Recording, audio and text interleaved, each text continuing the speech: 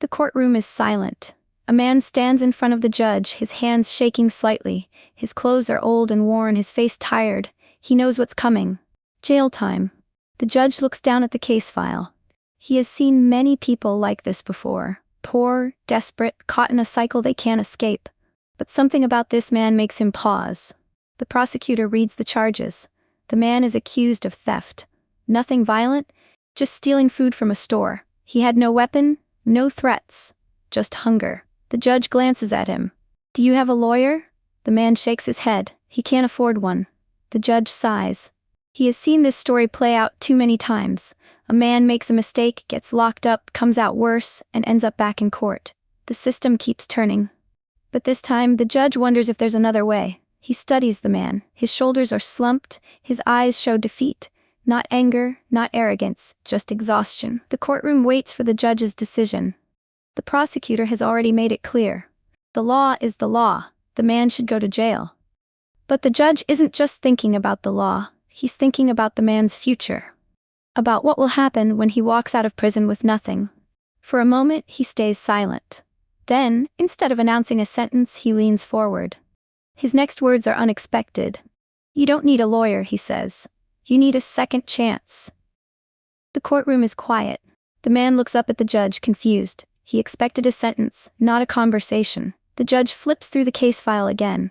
He sees the man's history. Arrests for petty crimes, small thefts, nothing violent.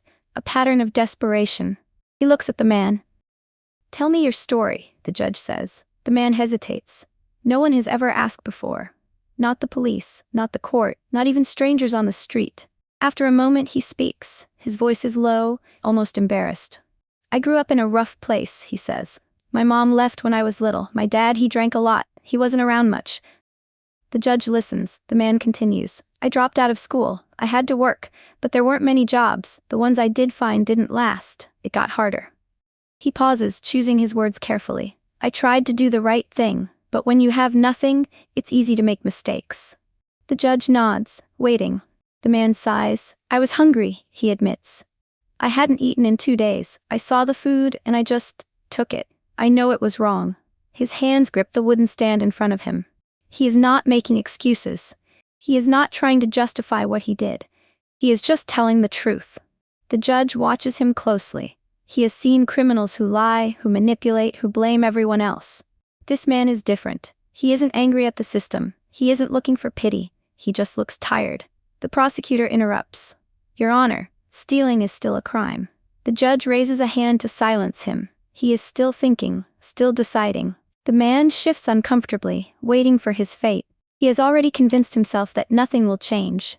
He has heard the same words too many times before. But then the judge surprises him. "You're right," the judge says. "You made a mistake, but I don't think jail is the answer."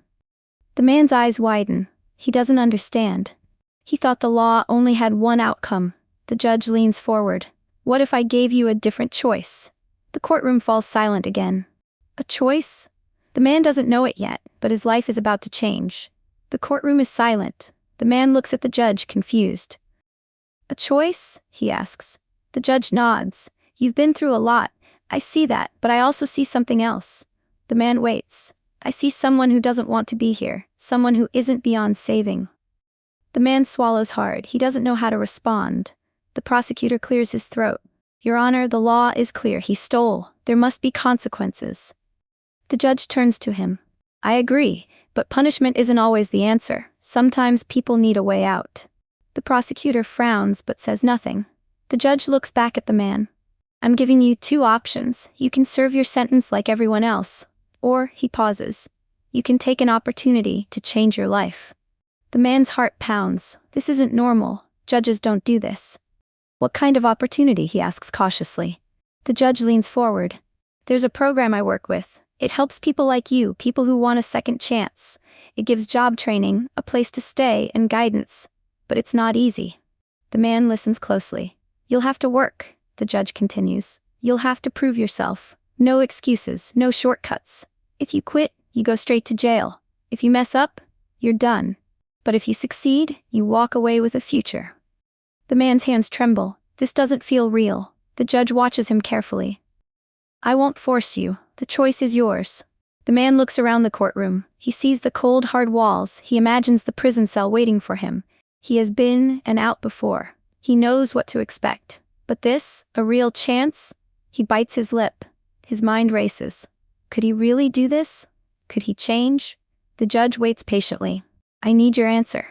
The man takes a deep breath. He looks the judge in the eye, and then he makes his choice. The courtroom is silent.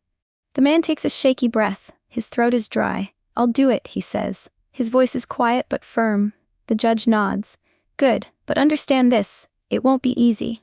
The man swallows. He expected that. You'll be in a strict program, the judge continues.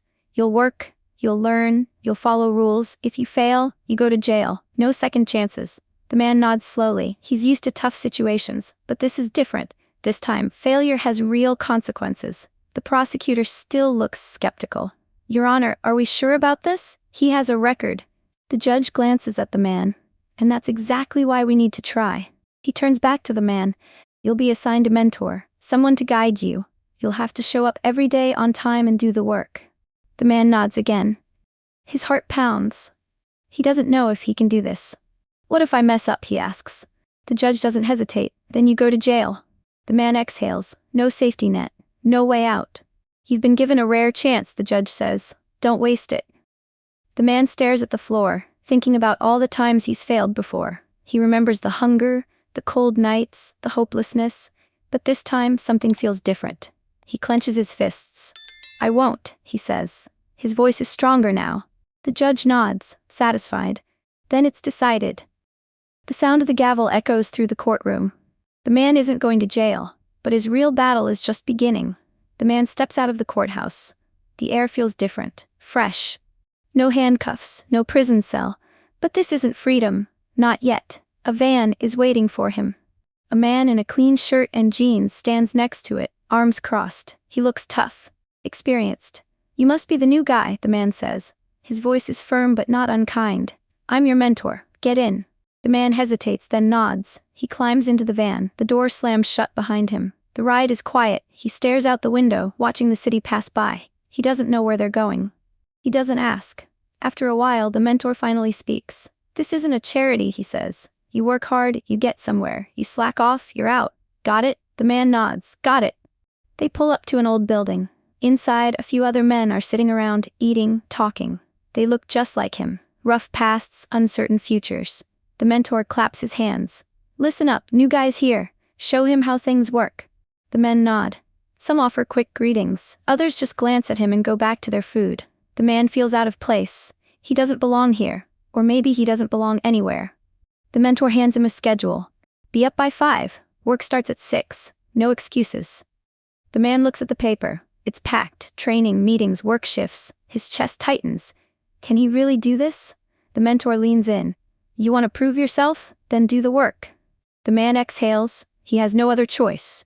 Tomorrow, his new life begins. Days turn into weeks. The man wakes up at 5 every morning. No alarms, just habit now.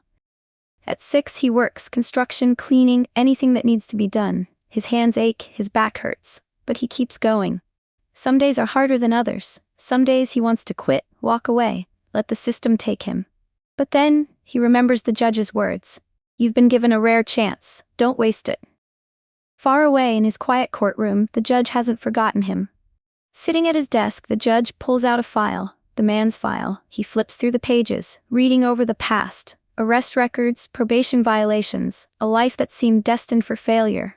But something changed. A report sits on top of the pile. It's from the program director. He's showing up, he's working hard, he's trying. The judge leans back in his chair. He has seen this go both ways. Some succeed, some don't. But this man is fighting. He remembers looking into his eyes that day in court. He saw something there. Not just regret, but hunger. Not for food this time, for something more. A second chance doesn't always work. Some people throw it away. But maybe, just maybe, this man won't.